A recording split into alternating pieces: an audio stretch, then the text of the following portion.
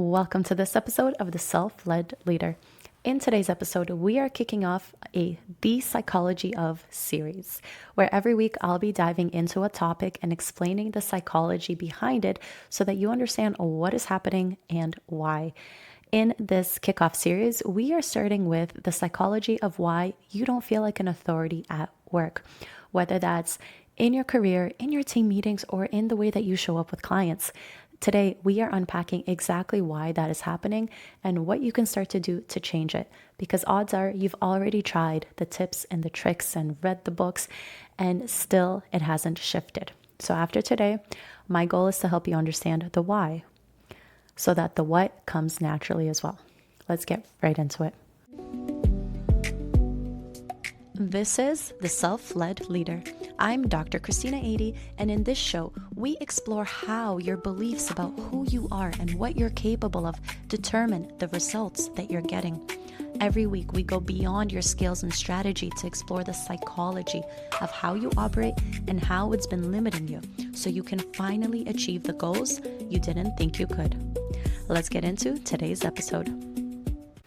If you've ever received the feedback that you need to come across as more of an authority, whether that's in your executive presence or in your communication skills, that may have left you wondering how to do it. Or more likely, it left you assuming that you have to show up in a more extroverted, fake confidence, bold kind of way. You see, there's an outdated misconception that I keep coming across with really smart, capable, modern leaders who think that the only way to come across as an authority is to abide by outdated stereotypes of someone who is, bold, extroverted, physically large, taking up space, talking to everyone or talking over everyone. And if you're an individual who doesn't resonate with that, if you don't see yourself as the type of person to do that, then coming across as an authority can feel darn near impossible. And it might even feel like something that you actively don't want to do. So today I'm going to understand you the psychology behind why that's happening and how we can start to shift things for you. So the first thing that I want you to understand is when it comes to understanding authority, we first have to unpack what your personal definition of an authority is. Because odds are, based on the life experiences that you have had, especially based on the experiences and definitions you have been told to have, most notably by your parents, your family system, and the teachers that you have had, these experiences have shaped your definition of what an authority is and what your relationship with authority is specifically. So some of us have had parents who are more authoritative, who enforce their authority upon us and have taught us that we must listen to and abide by the rules of the authority figures in our lives. So when it comes to work, that understanding translates and carries itself over, and you might actually feel way more anxious or stressed or nervous around speaking to authority, showing up in front of authority, or even making recommendations, making suggestions for fear of being wrong or them not liking the information or the ideas or the suggestions that you're presenting. And it doesn't matter if it's in a team meeting or with a client. The same underlying fear can drive you to then exhibit behaviors like feeling like you lack communication skills, rambling or talking in circles, getting the jitters or nerves that visibly present themselves either through shakes or through the way that you suddenly can't articulate your thoughts. All of these behaviors that we often misattribute to things like lacking executive presence or lacking communication skills or not sounding like an authority actually stem from psychological fears that we have based on the explanations or the definitions that we have for something like what an authority figure is. So before you can even begin to work on showing up as an authority for yourself, you first have to very clearly define what being an authority means to you. Because once you can define what being an authority is, once you can define what that persona entails, you can then very clearly list the qualities that you think go into being an authority. And this is where things get interesting. Take a moment right now and contemplate, what does being an authority or what does an authority figure mean for you? Is it someone who sets the rules? Is it someone who makes decisions? Is it someone who's responsible for everyone else? How do you define it? What adjectives would you use? What values would you give them? What definition would you use? Now, here's where it gets really interesting, because once you have that definition of who an authority is and what that entails, then you can go on the opposite side and define yourself. How do you currently see yourself? What adjectives and nouns and words would you use to describe yourself? Do you see yourself as having any of the same qualities as an authority currently? Or do you feel like you are on the opposite end of the spectrum or on a completely different spectrum of your own? This is where it gets very, very personal, and it's important to understand your psychology and your personal operating system, how you view the world, how you define these things, because they are influencing your behavior and the way that you're showing up at work, in team calls with clients. And so when you're going on YouTube or reading these books that have taken this broad information, especially if you're reading anything with research, it kind of condenses it to the average. And if you're not, if you're sort of going after generic tips and tricks, you run the risk of consuming information that isn't tailored or personalized to you. And so if you are reading generic advice online, especially if it's anything that seems so incredibly repetitive that you've already heard across multiple different sources, it's not resonating with you because it's not hitting on your psychology. And so when you understand how you define an authority and how you define yourself, you then get to see the mismatch between the two. And this is where it gets really interesting. Because if you fundamentally don't view yourself as having the qualities of someone who is an authority, can you then see why it feels like you are faking it, like you're performing, or like you're just not a good fit for being an authority? Because fundamentally, with your psychology, with your definition, with your upbringing, the two don't match. And that's extremely important to understand, because yes, you can go out and consume all the communication courses or presence courses or, leadership style courses.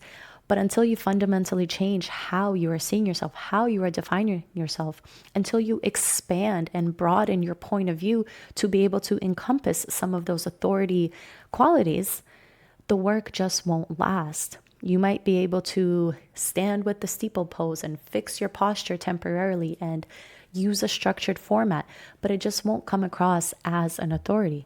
That's why you hear so much about, I did the thing and it didn't work. I tried this formula, but I'm still rambling, right? I took this course, but I'm not seeing the results that I want.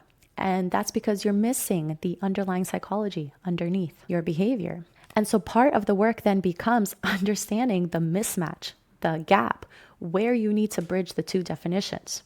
The next layer becomes redefining what it means to be an authority for you. Because if you understand where that definition came from, you can then start to dissect it and pick apart the pieces to see if they're actually relevant. Or, which is often the case, is your definition of being an authority an outdated definition that no longer resonates with current societal trends, with the workforce and the culture of the workforce that you're in, and more importantly, with the type of authority that you personally would like to be? Because it's one thing to understand what an outdated, stereotypical authority looked like 20 years ago, but it's another thing to look at the nature and the state of your current workplace and contemplate and consider the type of leader that you would like to be and the type of authority that you would like to be.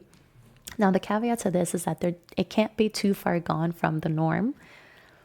It does still need to have elements of what a typical authority means. Because especially if you've received feedback on this, because if people are expecting you to be able to lead, to make decisions, if your supervisor or your director or your clients are expecting you to be able to lead them and to make decisions and to take ownership of your work, there's some room for flexibility in how you do that. But you won't be able to be super passive or super quiet or not ask any open-ended questions and make indirect decisions and be considered as an authority, right? So you have some flexibility and some room to play with your new updated definition. But you still have to understand that there will always be a source of tension between how you show up and how others expect you to show up if there's a massive difference between the two.